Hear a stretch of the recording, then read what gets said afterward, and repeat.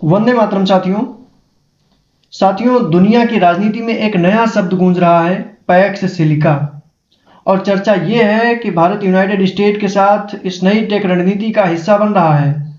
लेकिन सवाल ये है, क्या ये सिर्फ एक समझौता है या 21वीं सदी की नई सत्ता का जन्म? पहले समझिए पैक्स सिलिका है क्या। इतिहास में पैक्स शब्द का इस्तेमाल तब हुआ जब कोई ताकतवर देश दुनिया का संतुलन तय करता था, जैसे पैक्स ब्रिटानिका, फिर पैक्स अमेरिकाना।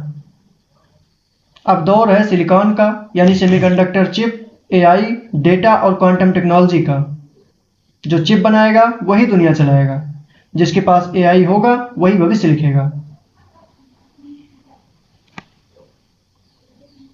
भारत अब सिर्फ आईटी सर्विस देश नहीं रहना चाहता।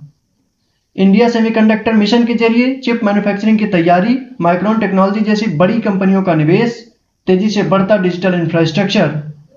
भारत के पास युवा दिमाग, बड़ा बाजार और रणनीतिक लोकेशन तीनों है। स्पष्ट है मुकाबला चाइना से है। चीन लंबे समय से चिप सप्लाई चेन में मजबूत रहा है, लेकिन अमेरिका भारत टेक गठजोड़ उस वर्चस्व को चुनौती दे सकता है। यह सिर्फ व्यापार नहीं, यह टेक्नोलॉजी की शीत युद्ध है। क्या सच में भारत बन सकता है नया टेक किंग? अगर भारत चिप फैब्रिकेशन प्लांट समय पर खड़े करे, रिसर्च और इनोवेशन पर निवेश बढ़ाए, वैश्विक सप्लाई चेन का भरोसेमंद हब बने, तो आने वाले दशक में भारत सिर्फ बाजार नहीं बल्कि निर्माता बन सकता है। और याद रखिए, 21वीं सदी में ताकत टैंक से नहीं, टेक्नोलॉजी से तय होगी।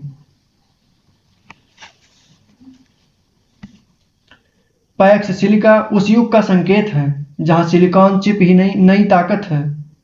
और अगर भारत ने सही चाल चली तो वो खेल का खिलाड़ी नहीं बल्कि खेल का नियम बनाने वाला देश बन सकता है।